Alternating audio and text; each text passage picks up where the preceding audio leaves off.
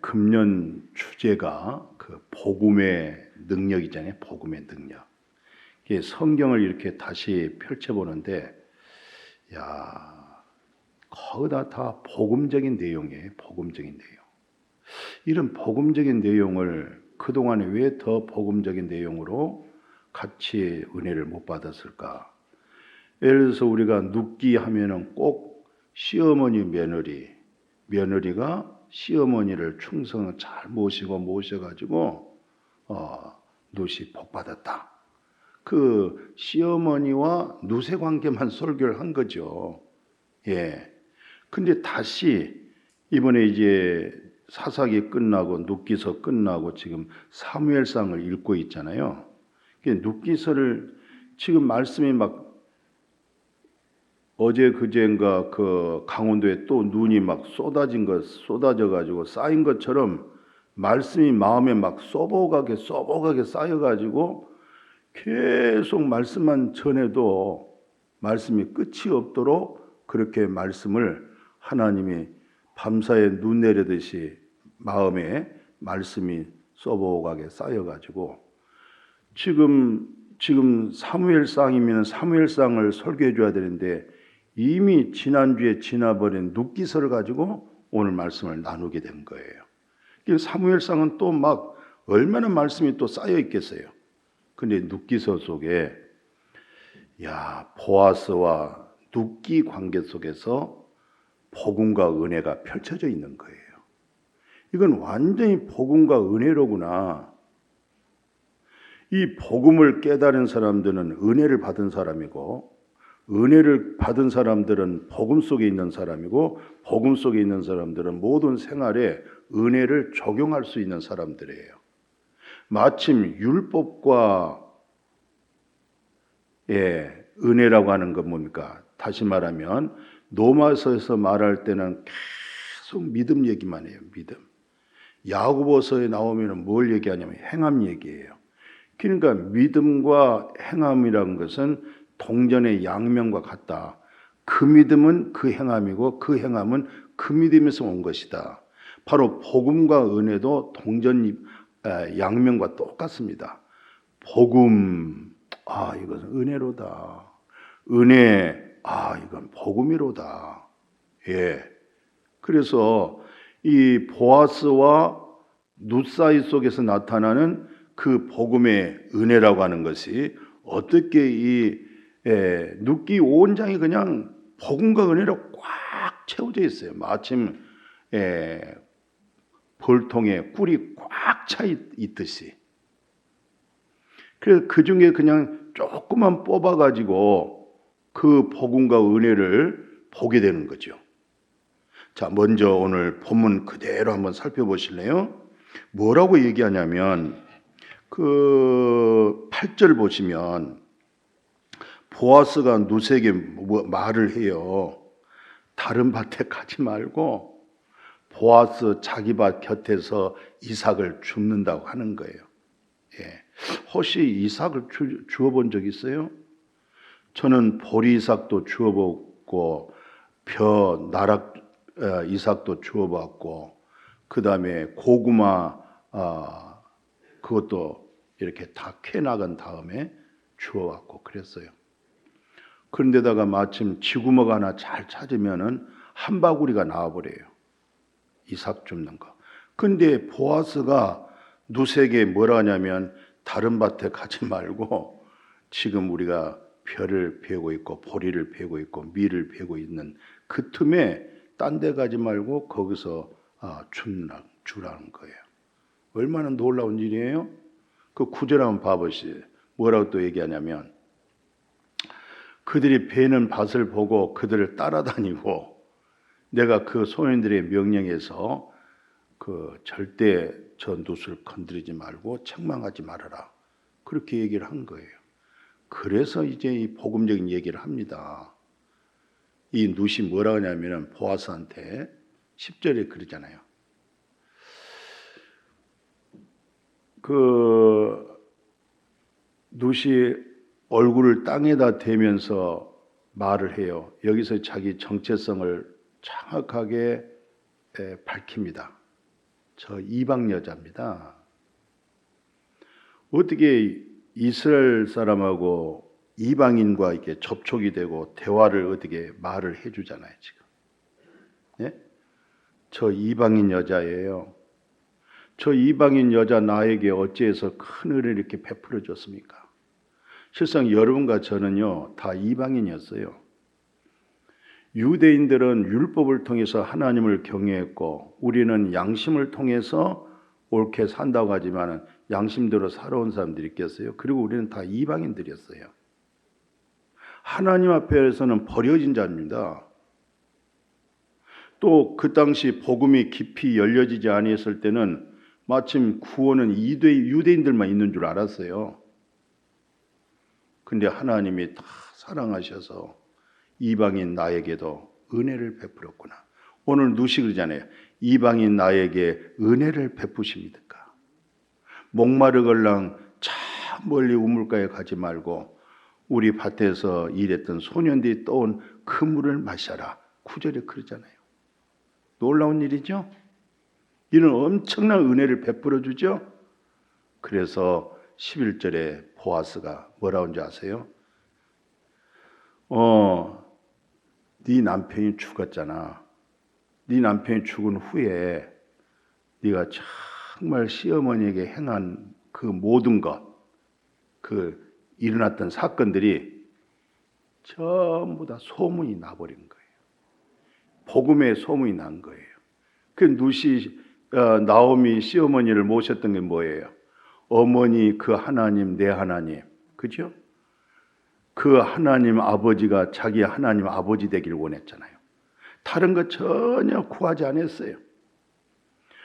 어머니의 이스라엘 백성이라고 하는 시민권이 나에게도 이스라엘 백성의 시민권 되도록 오직 어머니의 하나님 내 속에도 그 하나님이 되도록. 예, 우리는 복음 속에서 예수 그리스도로 말미암아 하나님 감사해요. 오늘날 잘못하면요, 우리 기독교에서 많이 복음의 본질에서 탈선한 일이 많습니다. 정말 나는 흉악한 죄인이요, 내 육신에 선한 것이 전혀 없고 내가 어찌 알고, 거기서 주님을 꼭 만나야 되는 거예요. 거기서 하나님의 사랑을 느껴야 되는 거예요. 오늘도 그저 새벽에 한 3시쯤 되는데 내 목소리에서 애통하며 회개한 마음 충만하게 하소서. 3시쯤에 그 찬송을 내 목소리를 내면서 찬송을 하게 하는 거예요. 나 같은 죄인 살리신 주 은혜 놀라워, 그 찬송을 하게 하는 거예요. 얼마나 심령이 가난해지고 주님이 나를 이렇게 살려주시고 구원해 주셔서, 기독교의 이 본질에서 넘어가면 안 돼요. 아무리 큰 은혜를 받았고 하나님을 봤어도 자기 자신의 정체성을 알아야 되고, 나 같은 죄인 살리신 주님의 은혜 고맙습니다. 감사합니다. 오늘 이 누시 시어머니에게 그렇게 섬기고자 했던 것은 다른 거 아니고, 예수 그리스도로 말미암아 하나님 감사합니다. 어머니 하나님으로 하여금 내가 예수 그리스도 안에서 정죄함이 없게 해주시고, 여호와 하나님의 신의 역사가, 진리의 성령이 영을 살려내는데 그 성령님으로 하여금 죄와 사망에서 해방을 받는 모름지기 딱 구원의 길. 시어머니 나오미 하나님은 나의 하나님. 이게 소문이 난 거예요. 이게. 그러니까 저 멀리 있는 보아스가 그 소문을 들었다는 거예요. 그러면서 12절에 뭐라고 얘기한 줄 아세요? 여호와 하나님께서는 너의 행한 그대로 하나님은 보답하는 거야. 상급을 주는 거야. 하면서 이스라엘의 하나님 여호와께서 그의 날개 아래 너를 보호하고 계시고 온전한 상 주시기를 너에게 원한다. 그리스도의 심판이라고 하는 것은요, 여러분과 제가 육체를 입고 사는 날 동안 우리 속에 있는 그리스도로 말해낸 것, 그리스도로 이렇게 열매 맺어진 것, 그리스도로 사라지는 것, 전부 다 그리스도 심판대에서 상 받는 일이 될 줄로 믿습니다. 전혀 하나님의 공짜가 없어요. 거저하는 거 없습니다. 헛된 거 하나도 없어요. 그리스도 예수 안에서 그리스도로 하여금 많이 그리스도로 말해서 덕을 세우고 화평을 도모하고 영혼을 구원시키고 사랑을 주고, 그건 내가 한 것이 아니고 우리 안에 그리스도가 했습니다. 그렇게 하다바기를 주의 이름으로 축복합니다. 그렇게 보아스가 축복을 했는데, 그게 바로 이 성경의 66권에 굉장히 중요한 것은 우리 하나님의 정의, 우리 하나님의 국률, 이걸 잃어버리면 안 돼요. 이게 복음의 핵심이 뭐예요? 제가 늘 결혼에 감사해서 꽃을 드린 분들에게는 반복됩니다만, 반복하면서도 제가 어쩔 수 없이 호세아 2장 19절 20절을 꼭 제가 주보에다가 기록을 해줘요. 왜 히브리서 2장 19, 20절을 얘기하냐면, 하나님의 정의, 하나님의 공의, 우리 아버지의 속성이에요. 근데 그 하나님과 내가 어떻게 살겠어요? 그런데 하나님이 나에게 긍휼을 베푸셔서 나를 불쌍히 여기셔서 가련하게 보시고 나를 데리고 사는 거예요. 그게 복음입니다. 건강한 사람에게는 의사가 필요 없어. 병든 사람에게는 의사가 필요한 거야. 내가 의인을 부르러 온 것이 아니고 죄인을 부르러 온 거야. 이거 잃어버리면 안 돼요. 그래서 근본적인 교회, 이 성경 66권의 핵심이 하나님의 정의, 하나님의 긍휼, 이 사실을 깨달아야 돼요. 그래서 아브라함이 전쟁하고 막 돌아오잖아요. 창세기 14장 보십시오. 전쟁했는데 그때는 전쟁하면 승리하잖아요. 거기 있는 거 다 자기 소유가 돼버려요. 전쟁을 많이 하고 승리를 하게 되면 부자가 돼버려요. 또 군사들도 다 그걸로 또 나눠 먹고 살고 그렇게 해서 거느리잖아요. 그 아브라함이 지금 승리했다고 그냥 우쭐하면서 기쁘게 오는데, 그 창세기 14장 봐보십시오. 멜기세덱이 포도주와 떡을 딱 준비해가지고 아브라함을 맞이하는 거예요. 그리고 아브라함에게 축복을 하는 거예요. 근데 여기서 중요한 핵심이 있어요. 아브라함이 이 사실을 몰랐는데 멜기세덱을 통해서 뭘 깨닫게 하냐면, 여호와 하나님, 19절 하반절 봐보십시오. 대적, 네가 지금 전쟁하고 왔잖아. 그 대적에게 하나님이 붙여줬다는 거예요. 그러니까 하나님이 승리하게 해줬구나. 아, 하나님이 복을 주셨구나. 이 사실을 깨닫고 거기서 말씀을 받으면서 처음 11조라고 하는 열매가 거기서 나오는 거예요. 11조가. 그러니까 11조를 드리는 그 신앙심이 뭐냐면, 하나님의 절대적인 정의 속에서 하나님의 절대적인 긍휼에서, 아, 이건 하나님이 주신 복이었구나. 내가 건강하고 내가 열심히 성실하게 내가 부지런하게 개미처럼 일하는 것이 해서 얻어진 이 먹고 입고 사는 것이 이건 내 힘이 아니었구나. 그래도 하나님이 나에게 힘을 주셨고 어렵고 힘들 때 하나님이 내 마음을 시원하게 해주셨고 지혜를 주셨고 모든 것이 하나님께로부터 왔구나. 그 신앙의 고백이 그게 바로 11조예요. 그래서 나중에요 야곱이 뭐라고 얘기하냐면 내가 그 복음과 은혜를 깨달으면 내가 그 복음과 은혜를 입으면 내가 반드시 11조를 드리겠습니다. 그러니까 11조를 드릴 수 있을 만큼의 신앙인들은 어떤 사람이냐면 하나님의 정의와 긍휼을 깨닫고 복음과 은혜를 아는 사람이 11조를 드리는 거예요. 야고보서 그 창세기 봐보십시오. 정확하게 야곱이 뭐라고 얘기해요?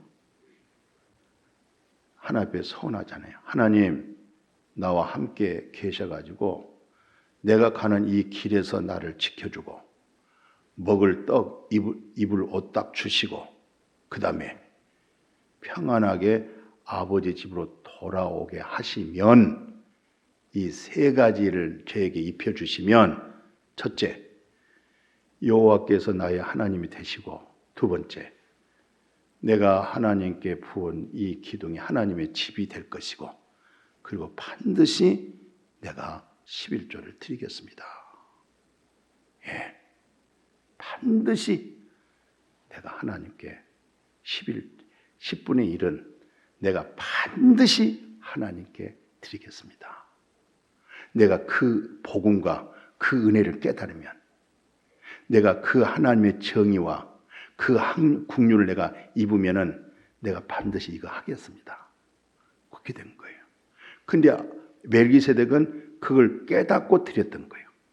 아, 멜기세덱으로 하여금 아브라함에게 여호와 하나님이 너의 적을 네 손에 붙여준 거야.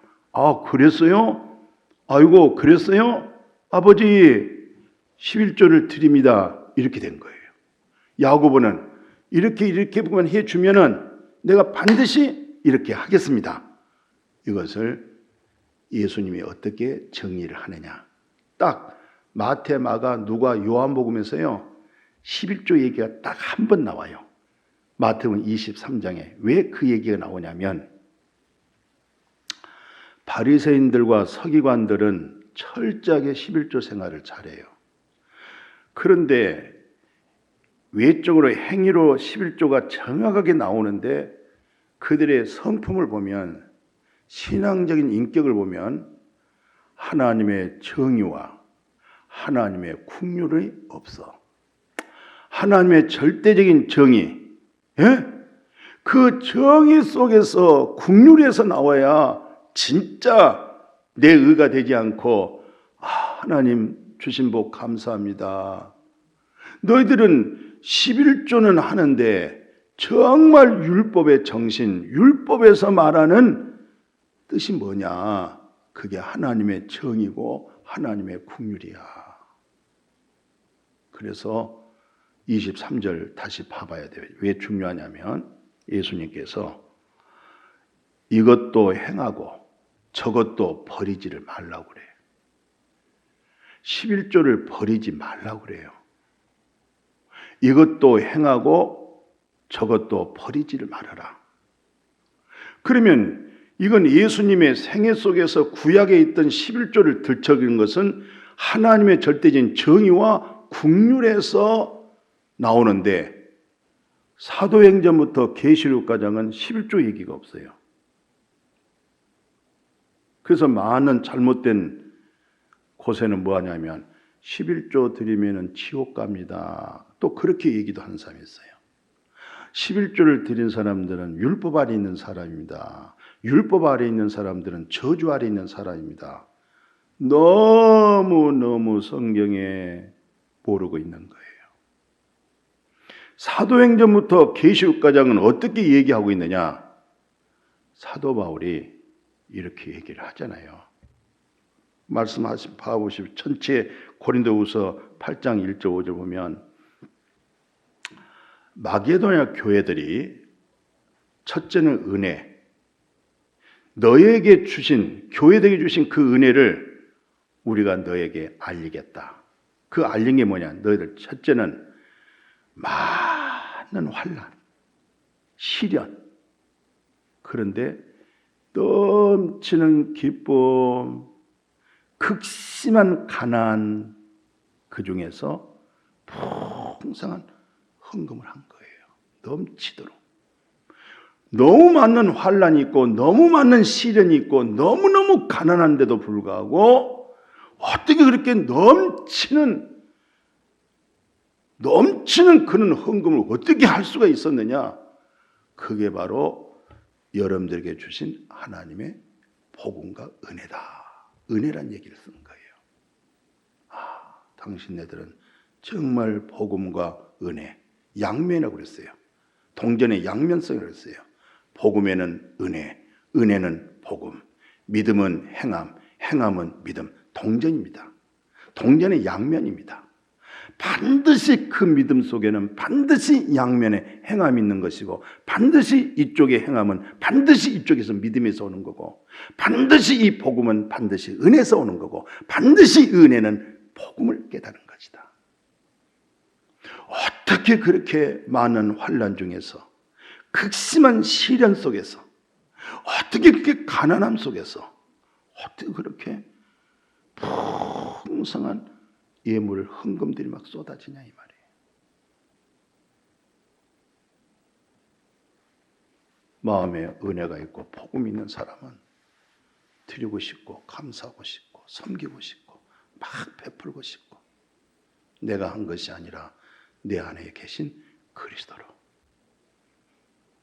아깝지 않고 하나님의 나라에 저축하는 일. 인색하고 못 먹으면서 통장에다가 저축하는 것이 아깝습니까?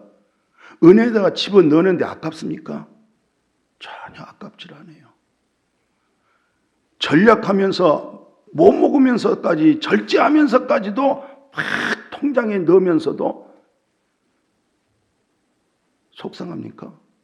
괴롭습니까? 그렇지 않아요. 저축이니까.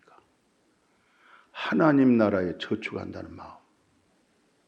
그리스도 심판대에서 잘했다 칭찬받고, 그래서 이 마게도냐 교회를 통해서 한번 봐보십시오. 얼마나 놀라운 일들이 일어나냐면, 주께서 드리고 또 하나님의 뜻을 따라 우리에게 주었도다. 야, 우리가 바라던 뿐만 아니라 그들이 먼저 내 자신을 주께 드리고 또 하나님의 뜻을 따라서 우리에게 주었다. 복음 사역하도록. 그 많은 동서남북 다 헤매면서 복음 전하는 거, 11조를 초월해서 완전히 생활 속에서 넘치도록 10분의 3을 드리려면 어떻게 하겠어요? 그래도 다양스럽게 10분의 1이어서 얼마나 고마워요. 그 외에는 더 넘치도록 섬기게 돼서 얼마나 감사해요. 그게 하나님의 정이고 그게 하나님의 국률이에요. 그 정이란 말 아시겠어요? 바를 정자에다가 오를 의자의 정의, 국률. 놀라우신 하나님께서 나를 국률히 여긴 것처럼, 나를 불쌍히 여긴 것처럼 항상 하나님의 정의 속에서, 그 정의 속에서 내가 국률을 입고 나가 불쌍히 여김을 받고 거기서 나오는 결실 열매예요. 이 일로 인해 가지고 이제 보아스와 룻 사건 봐보십시오. 처음 마태복음 1장에서 28장인데 1절 딱 이렇게 아브라함, 다윗 바로 거기 혈통이 누구야? 예수 그리스도야. 그럼 이것이 어디서 왔어? 룻기서를 보면은 뭐라고 얘기해요? 살몬은 보아스를 낳았어. 보아스가 누구 난 줄 알았어? 룻을 통해서 오벳을 낳았어. 오벳은 누굴 낳았어? 이새를 낳았어. 이새는 누굴 낳았어? 다윗을 낳았어. 다윗은 누굴 낳았어? 예수 그리스도가 나온 거야. 여기서 놀라운 복음이 나오고 은혜가 여기서 두 보아스와 룻의 관계 속에서. 그런데 이 성경 전체 내용에 그 복음을 깨닫는 사람, 은혜를 입은 사람들은 바울이 고백을 해요. 뭐라고 얘기합니까? 고린도 그 에베소서 3장 6절 한번 봐보십시오. 이방인들에게, 아까 그 룻이 이방인 여자였어요. 이방인 여자. 우리도 다 이방인이었어요. 이방인들이 복음으로 말미암아 그리스도 예수 안에서 함께 상속자가 되어버리고 또 함께 이렇게 지체가 되어버리고 함께 약속, 하나님의 나라의 신령한 복의 약속에 참여한 자가 되었다. 그러면서 뭐라고 얘기해요? 이 복음을 이해하여 그의 능력이 역사하시는 대로 내게 주신 하나님의 은혜의 선물을 따라 내가 뭐가 됐어요? 일꾼 되었다. 오늘 이런 일꾼 되어지기를 축복합니다. 그런데 이렇게 보십시오. 이렇게 은혜를 주고 이 축복을 줬는데 바울이 뭐 하는지 아십니까? 뭐 여기저기 거기다 그냥 가득가득 채워져 있는 내용이 만삭되지 못한 나, 죄인 중에 괴수, 만삭되지도 못하고 난 자, 죄인 중에 괴수, 나에게 이 엄청난 은혜를 주신 하나님, 굉장히 하나님 앞에 낮아졌어요. 누가? 바울이. 모든 성도 중에, 우리를 성도라고 그래요. 자기를 일컬어서 모든 성도들 중에서 지극히 작은 자보다 더 작은 자에게 은혜를 주신 것을 측량할 수 없는 그리스도의 풍성함을 이방인들에게 전하려고 성도들 중에서 너무너무 부족한 나, 지극히 작은 자에게 그 은혜를 막 퍼부어주시는 하나님, 그 은혜로 하여금 복음을 전하게 하신 하나님, 이게 룻기서에서 그대로 표현하고 있어요. 룻기서 뭐라고 했는지 아세요? 그 2장 본문까지 읽었죠. 13절 보니까 내 주여, 내가 당신께 은혜 입기를 원합니다. 나는 당신의 하녀 중에, 당신들 하녀들이 이렇게 엄청난 하녀들을 거느리고 있는데 그 하녀 중에서 하나 봐도 못합니다. 기가 막힌 거예요. 예? 그 현숙한 이 룻의 말씨 좀 보십시오. 당신이 그 많은 하녀들을 거느리고 있잖아요. 근데 나는 그 하녀 중에서 더 못한, 그 하녀라고 칭함받기가 안 된다는 거예요. 이렇게 그 레벨에 못 든다는 거예요. 하녀들의 레벨에 못 듭니다. 에? 당신은 하녀 중에 하나와도 같지를 못합니다. 그런데 당신이 이 하녀를 이루하시고 내 마음을 이렇게 기쁘게 하는 말씀, 이게 복음이에요. 복음의 기쁜 소식에 육신에 매이지 말고 자기 자아 속에 빠지지 마시고 하나님과 나 사이에 육신의 탐은 이미 헐어버렸고 땅에 있는 율법적이고 종교적인 것은 땅에 있는 성막 중심, 율법 중심이었고 예수 그리스도는 하늘에 있는 성막에, 하늘에 있는 지성소에, 하늘에 있는 속죄소에 염소와의 송아지 피가 아니고 예수 그리스도의 보혈의 피가 하늘에 있는 성막, 하늘에 있는 지성소, 하늘에 있는 속죄소, 거기에 예수 그리스도의 보혈의 피로 이 땅에 있는 죄를 사해버린 거예요. 그게 관통되십시오. 관통이 꼭 되십시오. 이제 땅에 있는 믿음이 아니라 하늘의 믿음이 되어버렸고 하나님과 영이 하나가 이루어져 버렸고 그 영으로 복되어지기를 주의 이름으로 축복해요. 그리고 오늘 꼭 말씀 그 밑에 말씀 하나 다시 한번 봐보십시오. 이 복음이 어떻게 증거되냐면 14절 보십시오. 혹시 옛날 떡 먹을 때 그 엿기름 찍어서 드셔보셨어요? 맛있어요. 엿기름. 누세겜 이렇게 얘기해요. 너 떡 먹을 때 엿기름 찍어서 먹어라. 떡을 먹을 때 떡에다가 초에 찍어서 먹어라. 식사할 때 보아스가 누세게의 말이에요. 그냥 먹지 말고 다짜끈한 초에다가 찍어서 먹어라. 그 다음에 뭐라고 되어 있어요? 룻이 곡식을 베는 자 곁에 앉으니 볶은 곡식을 딱 줘요. 룻이 어떻게 먹어요? 아이고 배불리 먹었다. 오늘 말씀이 배불리 먹어지기를 축복해요. 복음으로 해서 은혜가 확 마음에 채워지기를 주의 이름으로 축복합니다.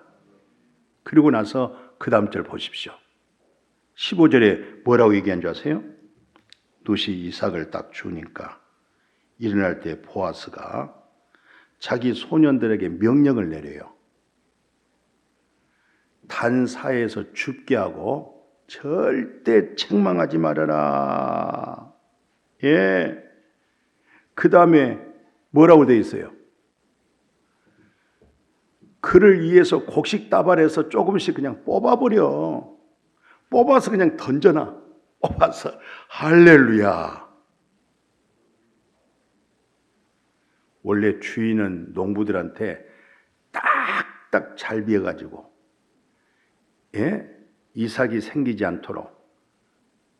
그런데 보아스는 사랑한 룻을 향하여 일꾼들을 명령하기를 비다가 던져버려. 비다가 저쪽 던져버려. 주워가도록. 그게 복음입니다. 그게 은혜입니다. 아멘. 하나님의 말씀이 마음에 임했다. 이 말은 이 하나님의 마음이 임한 거예요. 보아스의 마음이 임한 거예요. 보아스의 마음은 하나님의 마음이었어요. 그래서 복음을 베풀었던 거고 룻은 그 은혜를 입었던 것이고 그래서 나중에 예수 그리스도의 족보 다윗의 혈통 복음이 나온 겁니다. 생명이 나온 겁니다. 이게 여러분 마음속에서 내 마음속에서 이렇게 족보에 연결되어질 수 있기를 축복합니다. 하나님 감사합니다. 보아스야 룻의 복음과 은혜 오늘 우리가 말씀 속에서 이런 엄청난 복음의 역사가 은혜의 역사가 쏟아졌다는 사실 속에 우리의 삶 속에서 복음과 은혜를 쏟아내며 살아가게 하여 주옵소서. 예수님의 이름으로 축복하고 기도드렸습니다. 아멘.